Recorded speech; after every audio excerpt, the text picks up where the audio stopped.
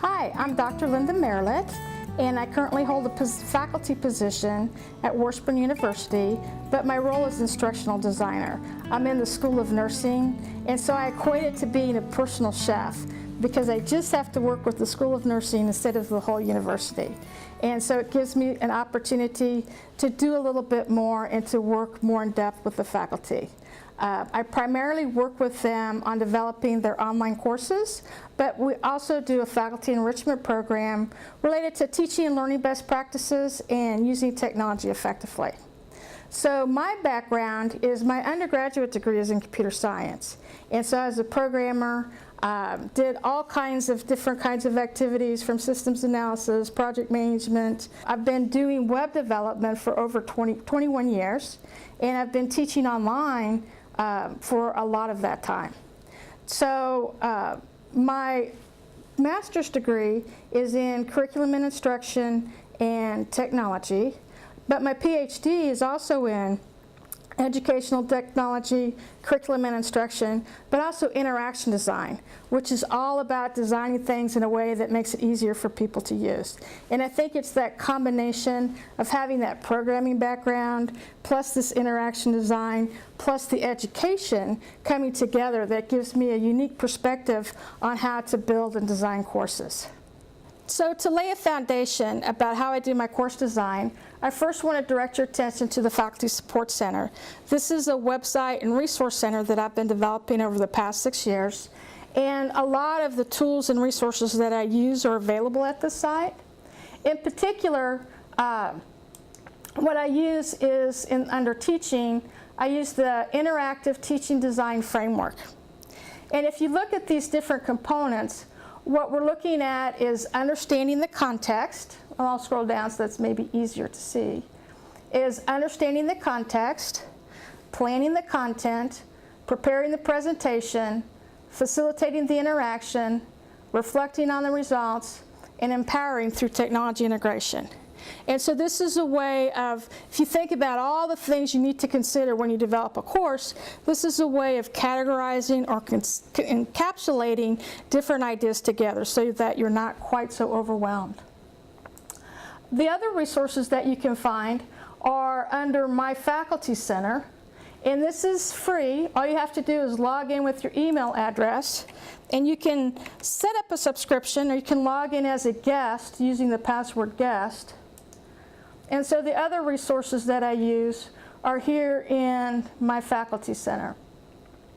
And so in particular, one of the tools that I use a lot is the Learning Experience Designer. And that's a tool that if you look at it, you drop it down and you see this list of items.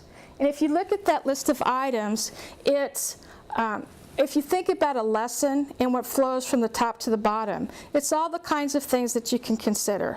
It's especially important when we look at online courses, because when we teach face-to-face, a lot of times we do things intuitively. And so by having this specific list, it allows you to consider key points like how you might introduce something or how you might summarize it that you might not think of. And those are things that are often overlooked in an online course. It's important to stimulate the students' metacognition, which is their thinking about their learning. And so we use this guided reflection in that they take time to think about what they've learned and how they can apply it to their nursing practice as a way to stimulate that thinking. So that gives you an idea of, even though we're using these standard templates based upon Quality Matters, all of the courses differ. There's a lot of variety. There's different ways of engaging the students. There's different ways of presenting the material. And so it's part of this variety and richness that really makes this superior program or an excellent program.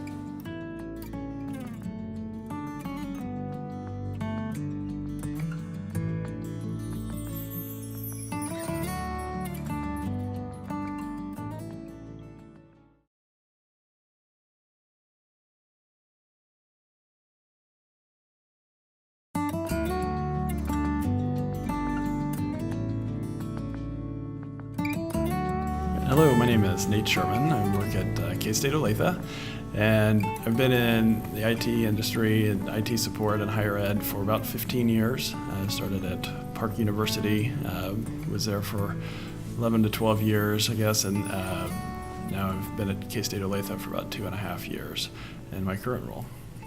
And hi, my name is Eric Racky. I work with Nate here at K-State Olathe. I got my start at K-State as a student, working on the main Manhattan campus when I was going to undergrad school there. I started working there at the help desk, IT help desk for when I first started college, and was there for about 4 years, and I got the opportunity to work there full time, and then I moved here to the Olathe campus about 1.5 years ago. So the Olathe campus is kind of K-State's outreach to the Kansas City market. And the campus has been open a little over 6 years now, and we offer just graduate programs at this time in the animal health industry.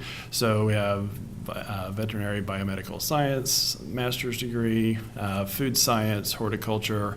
We also have adult education, master's and PhD program housed out of our campus. And so we're actually funded by Johnson County sales tax as part of the JCERT triangle with KU Med and KU Edwards. And so that's kind of how our campus came to be. And we're here to support all of the IT infrastructure to make sure that classes and such go off, hopefully without a hitch.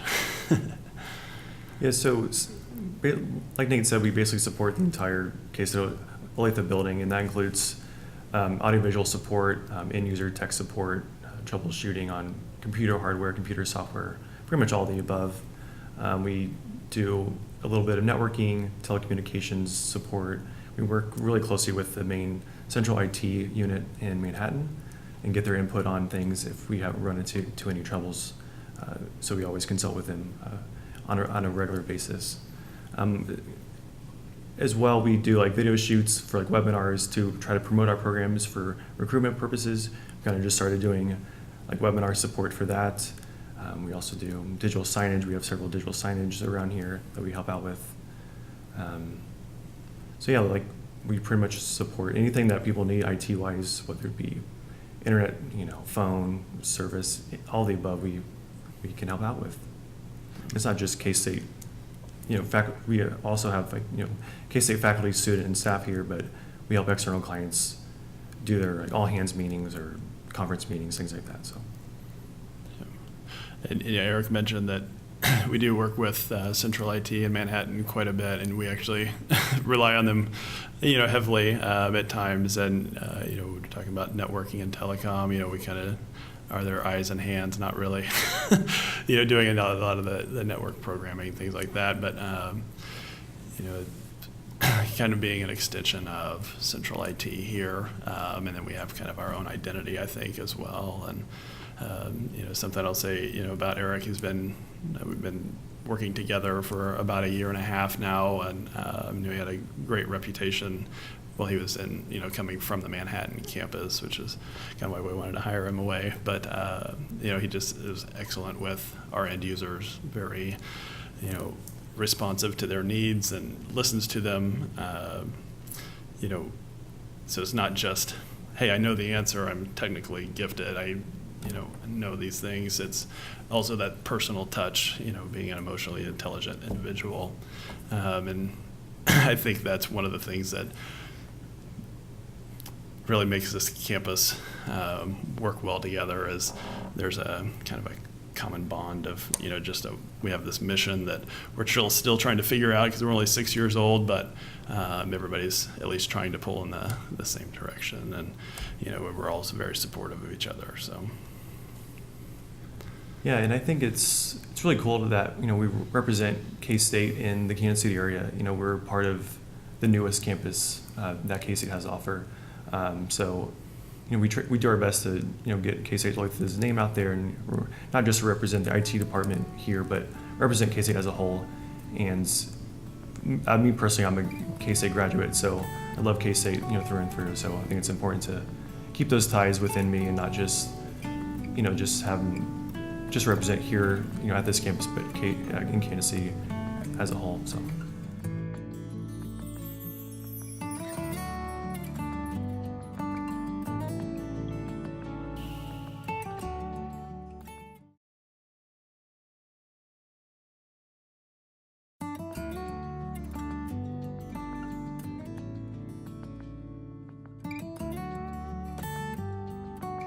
Thank you so much, Rob, and all of you at SidLit for honoring me and recognizing all of our joint efforts at teaching, and especially with innovative technologies. And for me, that means a lot of distance education.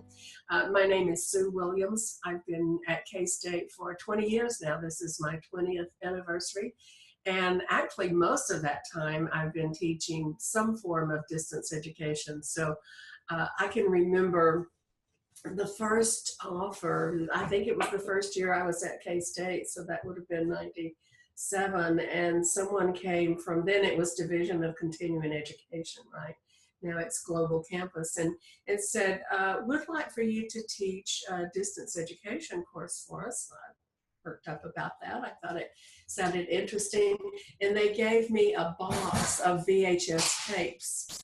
So that's how long I've been around. We were laughing about earlier prototypes, and mine came in the form of VHS tapes. But since then, it has evolved into various forms of teaching and formats. I think that one of the first things I'd like to do is just show you one of my courses. I teach several courses, and primarily in criminology. I'm a sociologist by training and a criminologist by specialty. This particular course is Women in Crime. So I chose it because I can sample a few things that I do in several different kinds of courses. And one of the things in this little short introduction, one of the things I love to do, and I bet you do too, is get to know the students, and even trickier, having them know each other. So one of the things I do is called, you can see here on the front page, I have modules or pages, and one of them says, Dr. Sue to you. Well, that's my way of saying I'm talking to you about something and have something to say, and I'd like for you to listen. So we'll click on that for just a minute, and I'll show you one of the things that the exercises I do that I think keeps students engaged and lets me know them and them get acquainted with one another. And that I have them do a 30-second commercial, arguing that you should have it ready. You never know when an opportunity might come along. And it's a really good exercise in many ways. So this is just an example of one of the students' commercials. As it sounds, I really have a passion for life. I want to know it all. I want to do it all. I want to be a firefighter, do Doctors Without Borders, Peace Corps, study abroad, single-handedly take down Kim Jong-il, and enlighten North Korea's democracy. Either that or work in a lab where you have to have security clearance, or even be a coroner. Because, I mean, the hours would be fantastic. It's not like the bodies are going anywhere. However, due to my parents' influence, I've been leaning towards the medical field. Hopefully, I'll never be bored.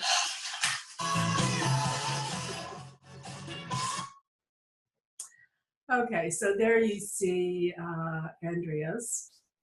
But it's a great exercise to get students involved in both technology and also in the course and with one another. I love it. I do give them some parameters, so just in case you wanted to use something like that, I ask them to honor what they do, establish their credentials, quantify their accomplishments. We're a quantitative world, and state your goals, because you never know when somebody's going to be there to help you reach them. It's a good networking exercise as well.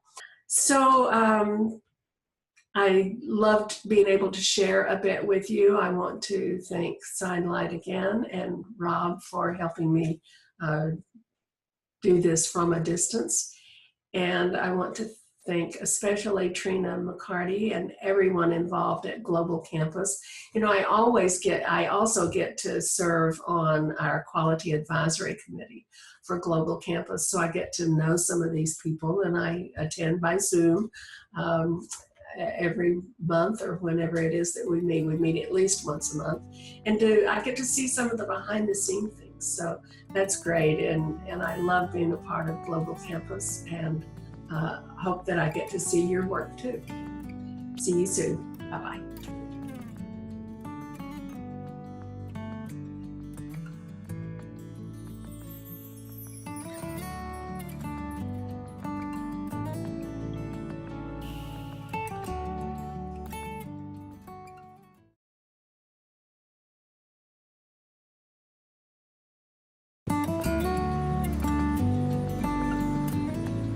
My name is Regina A. I'm the Dean for Online Learning. I've been at Allen since 1995, and when I started as an adjunct instructor.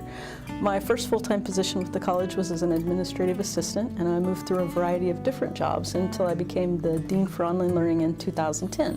So I've had several years in this position to grow Allen's online program. I think one of the things that we're most proud of is that our program has a very high success rate. Our students tend to be successful at around 76 to 78% in the normal semester. So 78% of our students who are enrolled on 20th day will earn a C or higher in their online class. That compares really favorably with our face-to-face courses, which is a little bit rare, as many online programs have a lower success rate. We also serve people who wouldn't be able to take classes otherwise with our online program, so I think we're very proud of that at Allen. We serve the deployed military, the displaced folks who are at home and can't come to campus, or people whose jobs just won't allow them to take a traditional class. We're very proud of our course quality because we've standardized our classes, and consistently 90% of our students say that they feel challenged by their online class, and 90% say that they would recommend an online class to someone else. Our thought is that the difference between success and the average online program is that support. And so we've invested in a lot of things to support student success. Training for our instructors, who are absolutely amazing and very engaged and dedicated to the program.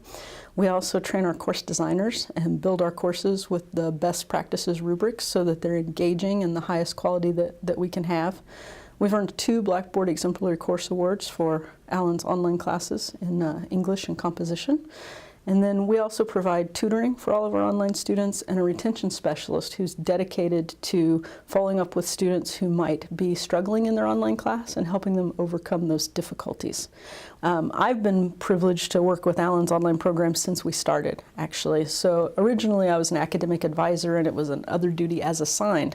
But over time, Allen decided that they needed someone dedicated to lead the program. So in 2006, I became the online coordinator, and that was my primary focus, was to build the online program. So we had a variety of initiatives that we used to do that. I developed a scorecard spreadsheet that evaluated the transferability of every class in our curriculum to all 4-year schools, and used that to prioritize course development so that the most transferable classes were the ones that we were developing first for the online program. That led to high enrollment because there was high demand for very transferable courses, and then that led to a lot of growth for the online program. Then we also, like I said, we had the AQUIP Action Project, the Online Learning Action Project, and that really codified a lot of the processes that we were using or that we had started to develop, but that we needed an intense effort to refine. And so we did that. That led to a lot of our course design processes and things. And the great thing about that is it had faculty buy-in because they were also a part of that committee. So they helped design some of those processes from the basics that we had set up before we had the committee.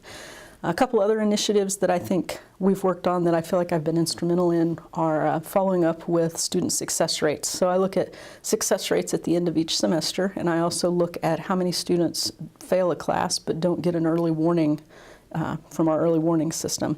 Then I follow up with instructors on training and how to use those systems and how we might improve success. So if I see a trend in a class where students are not being as successful as they are in our other courses, we'll evaluate what we need to do to rebuild the class, or how we need to help the instructor make the class more engaging, or how we can support learners in that class so that we can raise their success. Also, we worked to justify having a retention specialist for online learning about 5 years ago. And that helped us raise our success rate by about 5 to 6%. And that was successful enough that the other campuses have now hired a retention specialist to serve their students as well. And that was an initiative that started in online learning. I'm very blessed to work with a wonderful group of people for Allen's online program. We've been working on our courses for a long time. We've come from a point where we had 5 enrollments in 2000 in a single online course to today where we have over 100 courses each semester and over 200 sections. And we offer mini programs only online now. So we'll enroll as many as 2,000 students in a fall or spring semester in our online program.